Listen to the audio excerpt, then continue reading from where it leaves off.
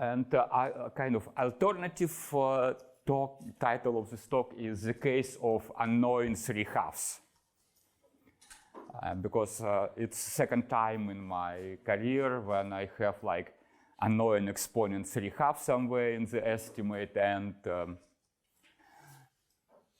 this time it turns out to be right. So it's based on the joint work with Komla-Demileva,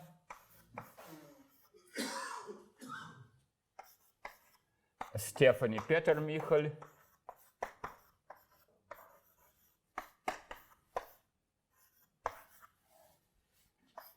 myself, and Sasha Wolberg. And kind of let me introduce the main characters, and I would say that the main one of the motivation comes from somebody, from Norbert Wiener, who is probably also among one of the people who influenced what Leningrad School of Mathematics of analysis was doing. So let me consider, let W be matrix weight.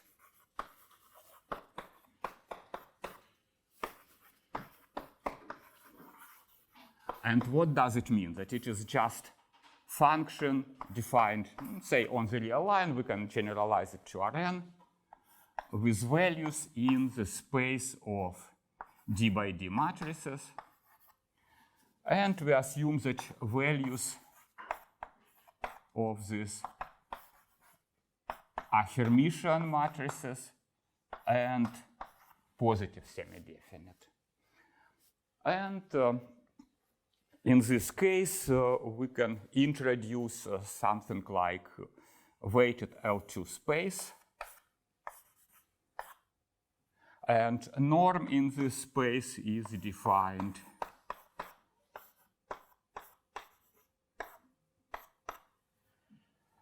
you take integral W of x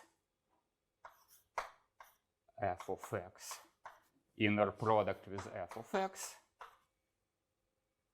and you integrate with respect to Hilbert measure. Okay, norm of course have to be squared. So that is the norm on this space. And we introduce, so f is a vector valued function, so f acts from the real line to d-dimensional space. It can be Rd, it can be Cd, it really does not matter. And motivation for this comes from Norbert Wiener, from stationary processes. And, oh, sorry, I forgot one more thing, kind of the main, another object is, we have T is a Hilbert transform.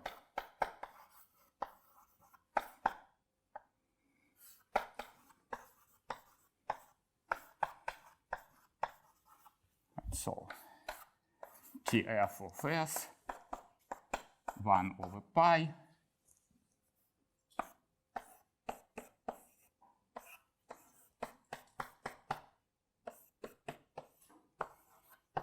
and the motivation from, oh sorry, and kind of one of the questions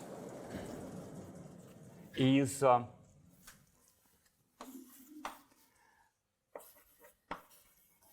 when this Hilbert transform is bounded operator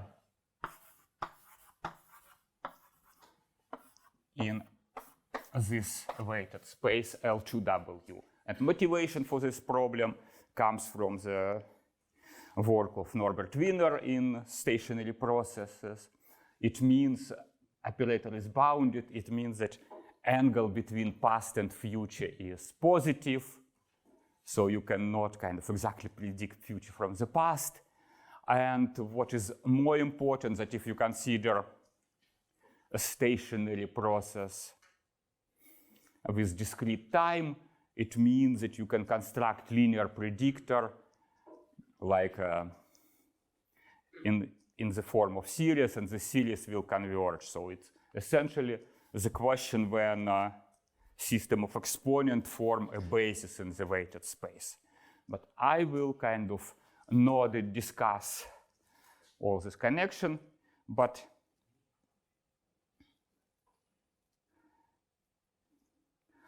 let me kind of first give answer to this question. And if we have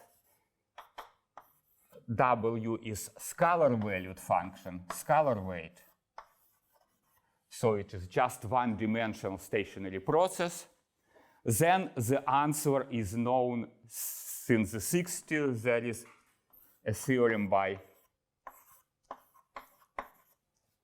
Hennenfent and Sergei.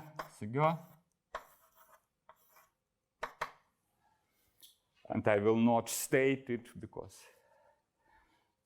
if you know, you know, and if you don't, it does not. Statement of this theorem is not relevant to what I'll be talking about. And that is in the proof paper dated in the 60s. And there is a result by Hunt, Mackenhaupt,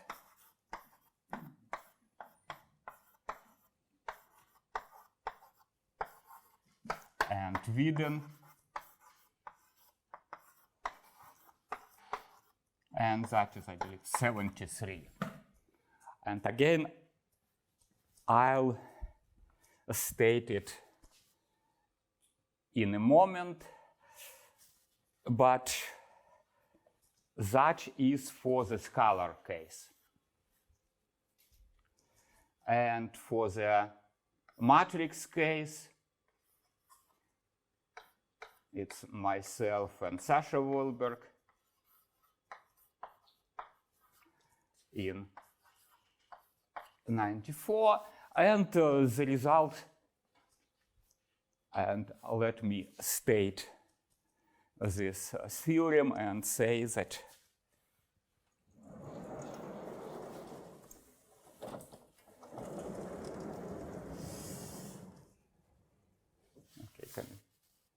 that T is bounded in L2 W if and only if the following quantity is, if it supreme, we take supremum over all intervals I of the following quantities. Okay, I use these angular brackets to denote the average of a function. So I take the average of a function of a weight W, it will be just some D by D matrix. Take the average of W inverse, and then I take square roots of those. So each average is positive semi-definite matrix, so I can take square root. And this supremum, okay, and let me just, to be consistent, put square here. This supremum, which I will be calling traditionally Q, is finite. And this Q is always often called A2 character. So this condition is called A2 condition. So it's called Mackenhaupt A2 condition, and this Q is often called A2 characteristic of the weight W. So it's A2 characteristic. Can I ask you a question? Would be false if you change the order of the multiplication? No. It's the same. It's the same quantity. Yeah, it's order is not essential, so it's kind of simple linear algebra that order is not essential, and I kind of explain it. And Hunt-Mackenhaupt-Widen condition is that you just take average of a weight W I, average of the weight W inverse I, and it is uniformly bounded. But in matrix case, we have to take square root. Now, this condition looks kind of very strange. Why do we need such strange condition? And I could say the following kind of things, that if I consider averaging operator EI of f is, we take average of f over I and multiply it by indicator of the interval. So we just replace function on an interval by its average and by zero everything else. And let us compute what is the norm of this operator EI, of the averaging operator, in L2W. And if you compute the norm of this operator will be exactly WI, W inverse I, product of square root. And that is kind of good exercise in basic operator theory, basic functional analysis.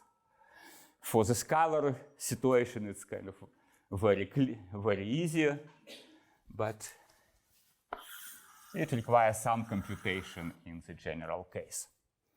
So that is why this condition is. Now, as soon as we have necessary and sufficient condition, people ask about qualitative estimates.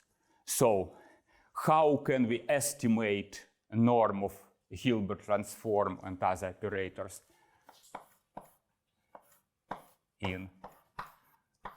as an operator in L2W, and what is known? So for the lower bound, it is known that, okay, let me do first kind of known in the scalar case when weight is just scalar weight. And what is known that it is bounded by constant times square root of Q for all weights. For all. And it is bound, but there are some weights that it is bounded by C times Q. And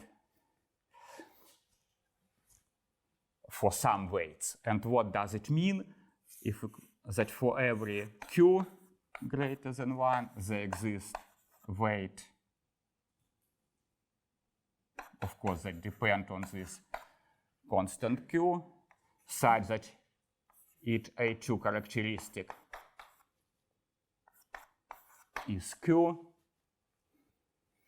and we have this lower and norm of the Hilbert transform is at least some absolute constant times this A2 characteristic. So, and those weights are not something mysterious, those are just power weight. So those are just power weights. So we introduce weight that is absolute value of x to the power alpha, if x, say, bounded by 1 and 1 otherwise, where alpha is between -1 and 1. And and for those weights, Mackenhaupt characteristic of these weights is easy to compute, at least up to a constant. And for those weights, we have these lower bounds. Sorry? cannot bound by Q in general. There are weights when you have bounds just Q1/2 below. Now, what about the other bound? And I tell you the answer kind of right away. There was a lot of struggle, kind of exciting history with few prizes, but upper bound is also constant times Q. So this linear bound in terms of A2 characteristic is sharp. So we have upper bound Q, and we cannot do better than constant times Q. And I should list some names. I think one of the first who did something like for singular integral was Janine Witwer, who did it for dyadic operator, for what is called Haar multiplier. She proved upper bound. Then Stephanie Petermichel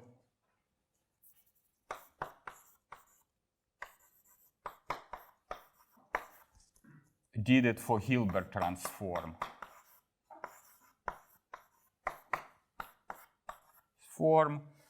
I think its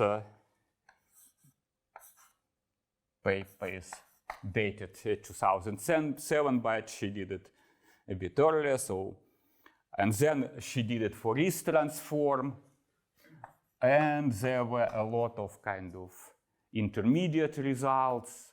And finally, Thomas Hittanen did it for all Calderon-Zygmunt operators. And again, I will not kind of give the definition of Calderon-Zygmunt operators, because that is, but that was kind of a long history, and initial proofs were quite complicated and then were significantly simplified. But now, if we have this, so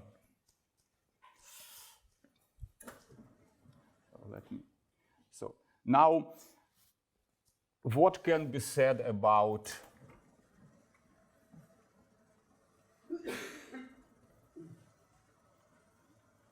more general in vector case? So when we have matrix weight W, and probably the first result I should mention, it's a result by Kelly Bickel.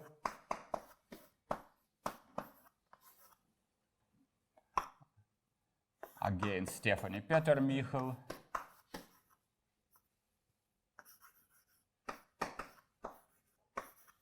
And Brett Wick, that gave upper bound by constant times Q to the power 3/2 logarithm of Q. So that was kind of the estimate.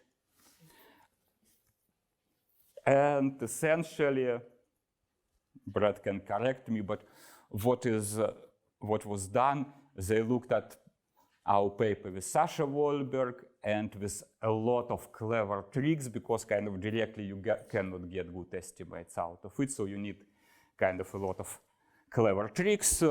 They were able to get this estimate. And of course, lower bounds are the same as in the scalar case, because we just take our weight be scalar weight multiplied by identity, and we get the same example. And of course, this like looks kind of annoying. And okay, let me say when it was done. It was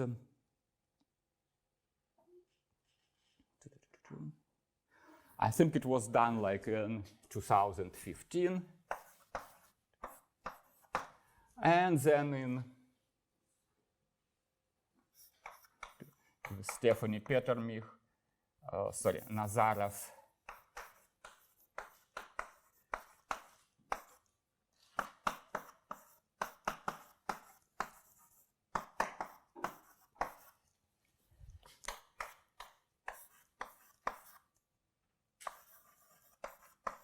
Together with Fedor Nazarov, Stephanie Petermich, and Sasha Wolberg, we were able to get rid of logarithm, so we get estimate Q of 3/2. So we get estimate Q of 3/2, and we used kind of powerful new technique. When I was saying that for the upper bound,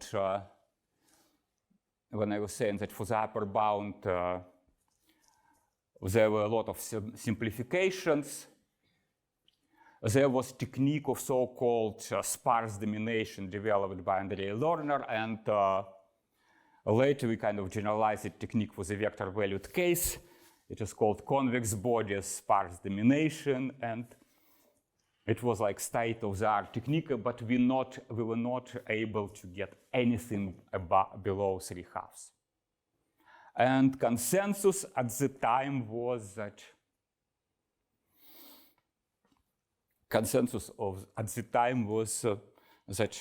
correct exponent here is not 3/2, but 1, and it turns out to be that correct result is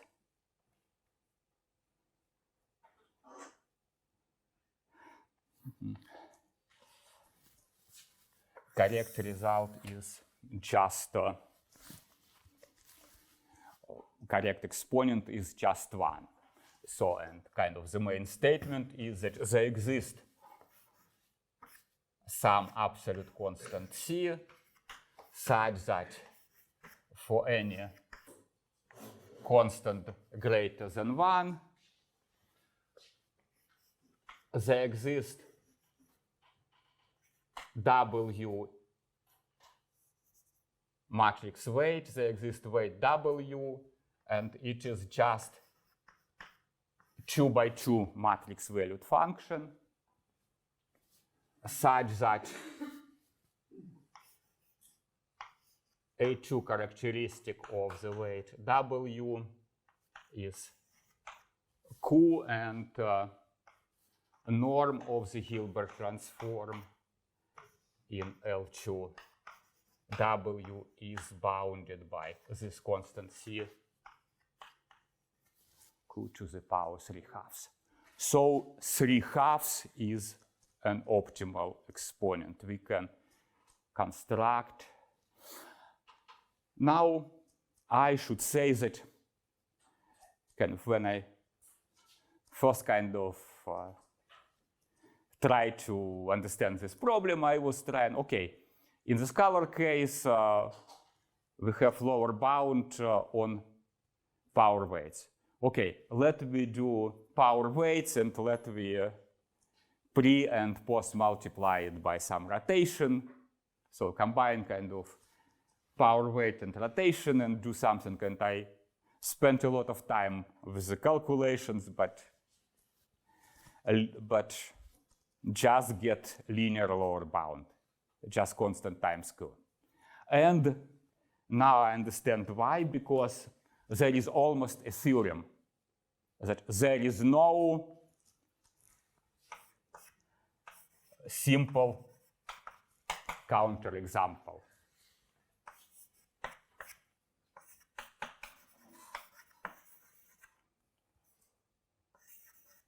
Or let me state it the other way. There is no simple example. For example, for W with one singularity,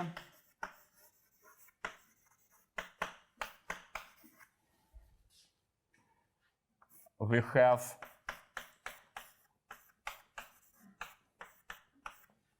just linear upper bound.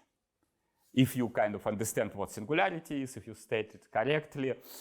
And of course, with finitely many singularities, that is true as well. So the construction must be kind of quite complicated. Let me.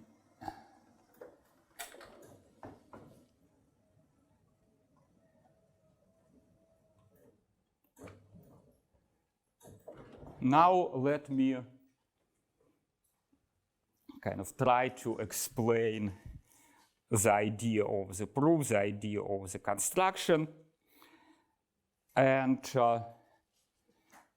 ideas of the proof. There are several kind of ideas, and one of the cases is that we first treat dyadic models.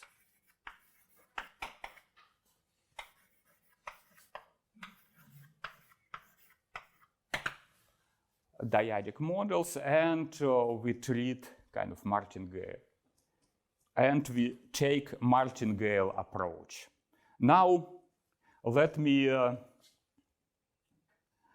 say, so this condition looks like intimidating, looks very complicated, because you know, how you check even for 2 by 2 matrices, because you have to take square root of matrices, so you have to compute eigenvalues, eigenvectors, so it looks complicated. But it's really not, because this Mackenhaupt A2 condition is equivalent to the condition, say, that you take W inverse over I. It is bounded by Q average of W I and take inverse. So it's it is, so that is, this inequality is equivalent to this condition A2. And we also have that for any weight, the inverse inequality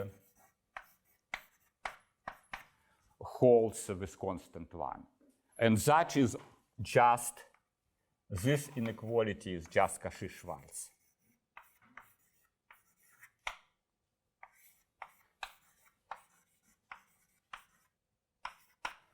So, and now a kind of idea is that how we construct weight. Instead of constructing the weight, we track the average over dyadic intervals. So we track, for example,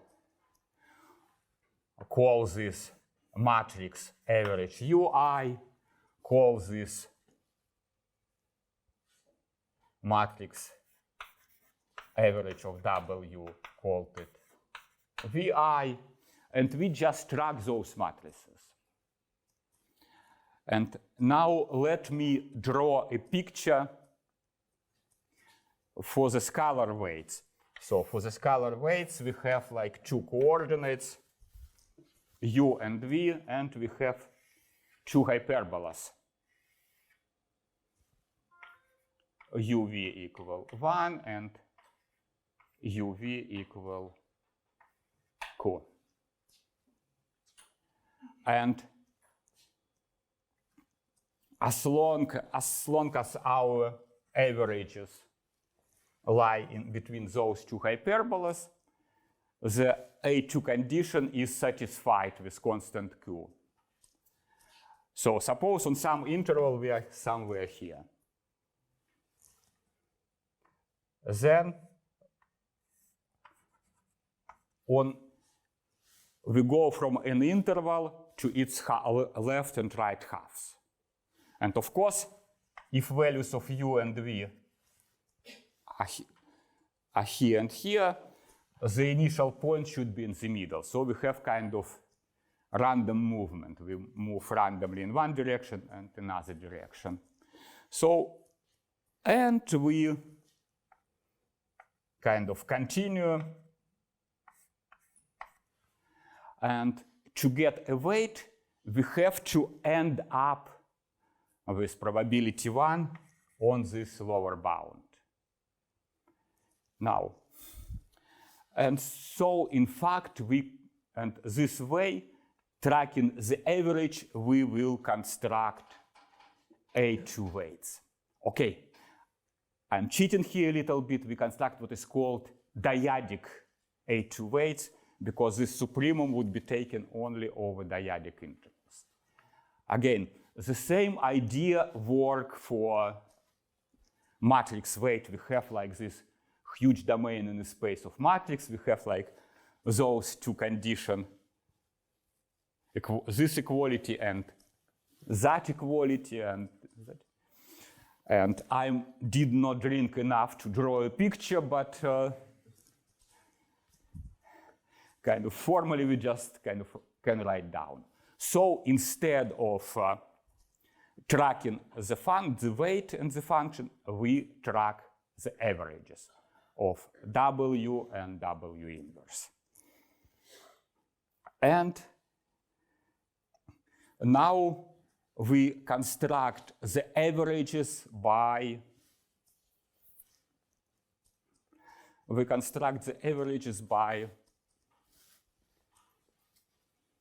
induction. So suppose on each step our average of W inverse I will be of form, will be diagonal operators. Of course, any self-adjoint operator is diagonal on some orthonormal basis. So it will be alpha I and beta I in some orthonormal basis AI and BI. That is orthonormal basis in R2. And weight WI will be the weight of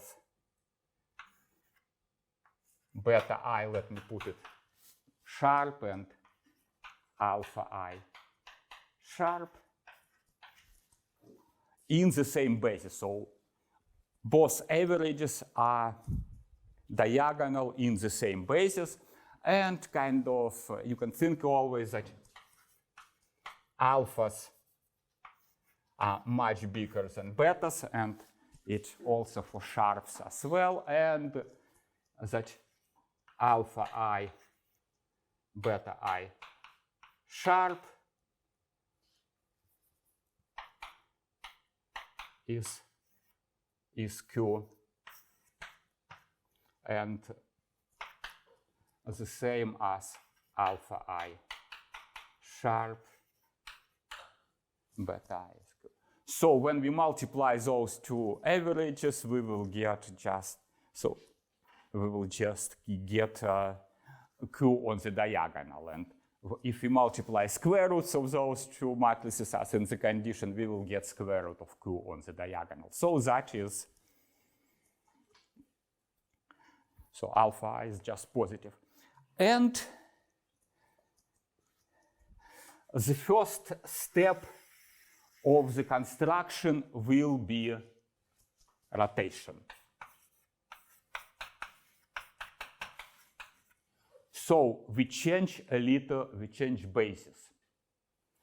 So for right and left halves of I, we have I plus or minus. So I plus is right half of I minus is left half. And we just rotate a little bit. So we take 1 over square root of 1 plus delta square AI plus minus delta BI. So it's essentially we rotated by delta, by arctangent of delta. And BI plus minus is the same 1 over square root of 1 plus delta squared. And here BI minus plus of delta AI. And what is delta? delta is just small quantity, and delta, say, 0.1 multiplied by square root of beta I over alpha I.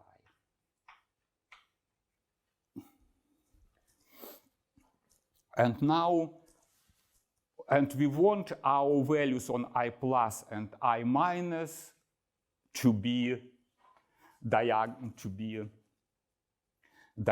matrices. So it will be diagonal matrices with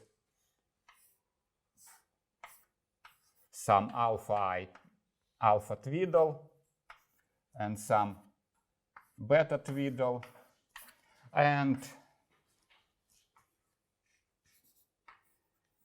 beta sharp twiddle, alpha sharp twiddle 0, 0, where alpha twiddle and beta twiddle are small perturbation of those, and the same with the sharp. And there are exact formulas. It is a good exercise in linear algebra, just do the computation, and it's not very hard exercise. Probably undergraduate students could do it in kind of good direction. So I will not write, it's written down here, but I will not write this detail. But what I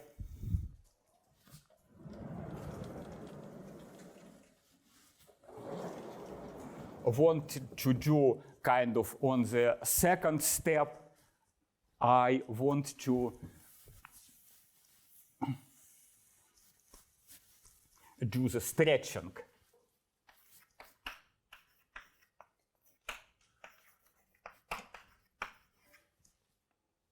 So I did rotation. So I have interval I defined it I plus and I minus. And then on the interval, say I plus plus, on the right half of plus plus, and on the right half of interval I minus, I increase alphas. I increase alphas. I want to be on this upper bound. So I increase alpha. I essentially multiply alpha by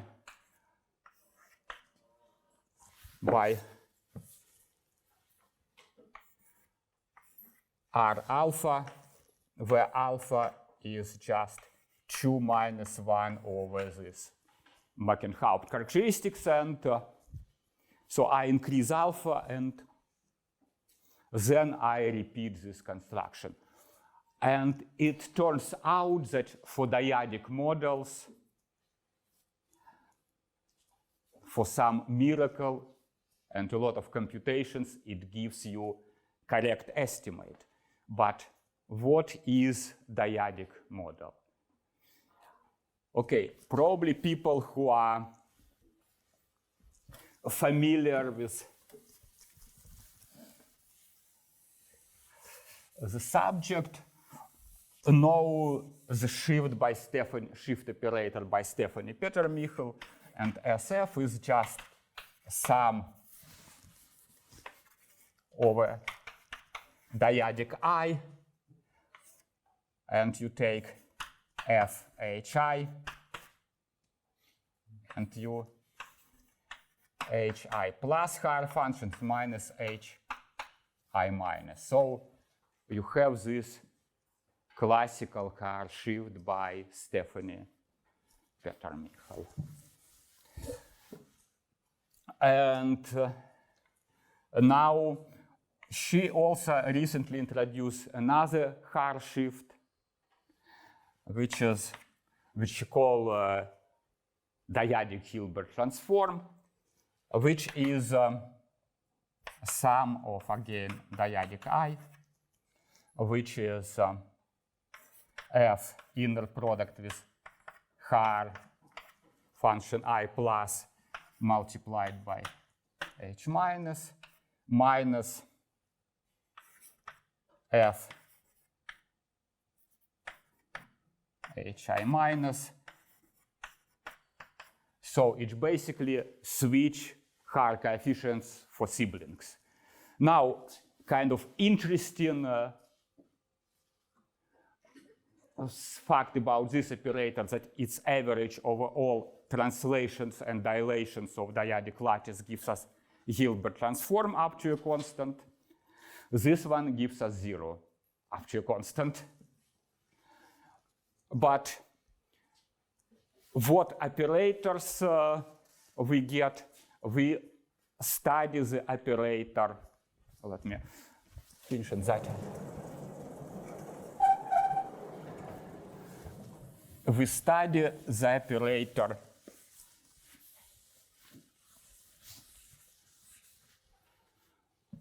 which is just one constant shift minus adjoint shift plus another constant times this shift and not. So we need to get bound for this operator.